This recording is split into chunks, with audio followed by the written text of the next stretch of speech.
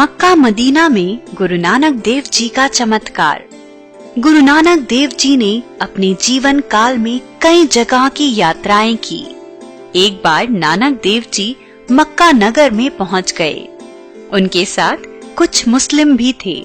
जब वो मक्का पहुंचे तो सूरज अस्त हो रहा था। सभी यात्री काफी थक चुके थे। मक्का में मुस्लिमों का प्रसिद्ध पूज्य स्थान काबा है। गुरुजी रात के समय थकान होने पर काबा की तरफ विराज गए। पैर उधर कर दें जिस तरफ खुदा का घर नहीं।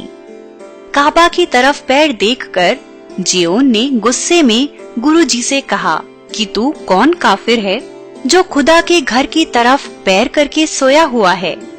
इस पर नानक देव जी ने बड़ी ही विनम्रता के साथ कहा, मैं यहाँ पूरे दिन के सफर से थक कर लेटा हूँ। मुझे नहीं मालूम कि खुदा का घर किधर है। तू हमारे पैर पकड़कर उधर कर दे जिस तरफ खुदा का घर नहीं है। काबा ने भी दिशा बदल दी। गुरुजी की ये बात सुनकर जियोन को गुस्सा आ गया और उसने उनके चरणों को घसीटकर दूसरी ओर कर दिया। इसके बाद जब उसने चरणों को छोड़कर देखा तो उसे काबा भी उसी तरफ ही नजर आने लगा। इस तरह उसने जब फिर से चरणों को दूसरी तरफ किया तो फिर काबा उसी ओर घूमते हुए नजर आया। जियोन ने ये बात हाजी और मुसलमानों को बताई। दिखा अद्भुत चमत्कार। इस चमत्कार को सुनकर वहाँ काफी संख्या में लोग इकट्ठा हो गए। इसे देखकर सभी लोग दंग रह गए और गुरु नानक जी के चरणों पर गिर पड़े। उन सभी ने नानक देव जी से माफी मांगी।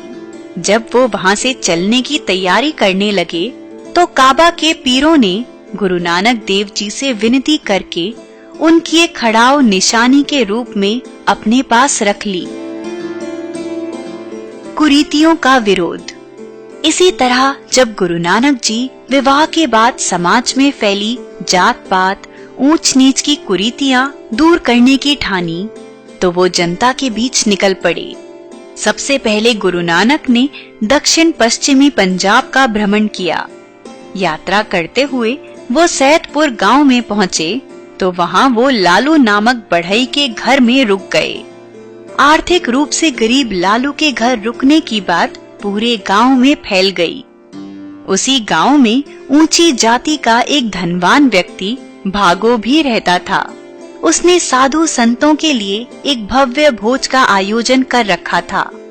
उसने नानक को भोज के लिए बुलाया, लेकिन उन्होंने वहां जाने से इनकार कर दिया। भागो ने नानक देव जी से अपने घर पर भोज में नहीं आने का कारण पूछा तो उन्होंने कहा कि मैं ऊंच नीच में भेदभाव नहीं करता। लालो मेहनत से कमाता है, तुम गरीबों असहायों को सताकर पैसा कमाते हो। नानक जी ने एक हाथ से लालो की सूखी रोटी और दूसरे हाथ से भागो का पकवान निचोड़ा तो लालो की रोटी से दूध निकला, वहीं भागो की रोटी से खून निकला। ये देखकर सभी भौंचक्के रह गए। अगर आपको ये वीडियो पसंद आया तो इसे शेयर करें और सब्सक्राइब करें हमारा YouTube चैनल।